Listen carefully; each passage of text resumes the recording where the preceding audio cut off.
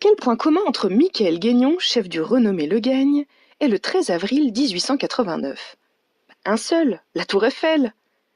La mémoire est parfois trompeuse. À regarder la Dame de Fer surplomber Paris, on oublie un peu vite que sa construction fut houleuse et décriée. Après 2 années de heurts se tient un banquet qui entendait autant saluer l'édification que faire taire fâcheux et autres méchantes langues. Le 13 avril 1889, 2 semaines après l'inauguration, le comité Scientia, prestigieux club scientifique de l'époque, organise à l'Hôtel Continental à Paris un dîner en l'honneur de Gustave Eiffel. Le 13 avril 1889, ce banquet a donc valeur de symbole. Par le lieu tout d'abord, puisque l'Hôtel Continental est l'un des plus luxueux de la capitale. Par les 80 invités également, puisque le chirurgien Aristide Verneuil, le géographe Roland Bonaparte, le poète Sully Prudhomme et le sénateur Jean Noblet s'y retrouvent. Enfin par l'homme qui porte le toast.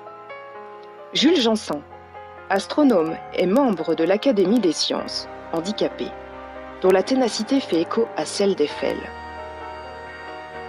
Quand on a du talent, de l'expérience, une volonté forte, on arrive presque toujours à triompher des obstacles. Ce sont les premiers mots de son discours qui saluent le courage et l'abnégation d'Eiffel. L'histoire de ce dîner est belle, par les hommes qui y sont célébrés, par ceux qui les réunissaient et surtout par ceux que l'on y servit. Le chef Michael Guignon, qui officie à l'ombre d'une église de fer et de pierre édifiée par Victor Baltard, ne pouvait être insensible à cette histoire-là.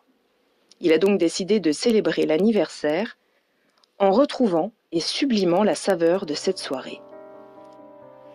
Pour ce faire, il s'est entouré du savoir et des conseils de Marion Godefroy-Taillard, historienne, prix Antonin Carême 2012, afin de proposer à ses convives de revivre ce moment unique. Ce qui se joua le soir du 13 avril autour de la table et des mets servis, c'est autant l'audace d'un homme que la revanche d'un projet. Et c'est cette audace-là que je vous invite à découvrir. Au menu du 13 avril 1889. Un potage ? Scarron écrivait autrefois, quand on se gorge d'un potage succulent comme un consommé, si notre corps en est charmé, notre âme l'est bien davantage. Le potage fut dans l'histoire d'une remarquable fixité, toujours placée à l'entrée du repas. Il ne faut pas se méprendre, ici le service prend plusieurs formes, dont une timbale qui tint certainement plus du flan que d'un consommé. Une poularde à la chevalière. La réalisation de cette poularde occupe dans le numéro du mois de février 1897 du journal des confiseurs glaciers, chocolatiers, fabricants de confitures, etc., pas moins de 3 pages. Outre le travail ornemental classique, champignons tournés, ou la réduction des sucs pour la sauce, la grande difficulté tient dans un montage délicat d'une grosse pièce extrêmement visuelle qui doit être servie chaude. Un sorbet à l'absinthe ? L'absinthe est, en ces années 1880, un mets particulièrement à la mode. La présence d'un tel mets est cependant originale, puisque c'est ici par la consommation des femmes qu'il accède non à une notoriété, mais à une respectabilité.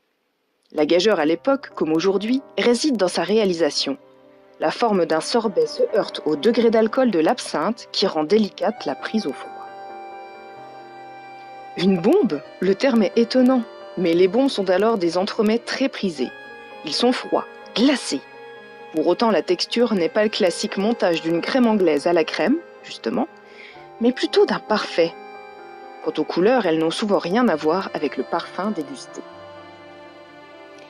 Au menu du 12 avril 2019, potage, consommé de légumes aux perles, royal d'orge, pickles et copeaux de légumes crus. Entrée, poularde à la chevalière, rognons et crête de coq, champignons et petits pois au laitue. Trou, sorbet à l'absinthe de la distillerie Edelweiss en Valais suisse. Plat, homard à la russe, fromage, chromeski de Sainte-Maure au miel et fleurs de sel. Dessert, bombe glacée, orange et vanille.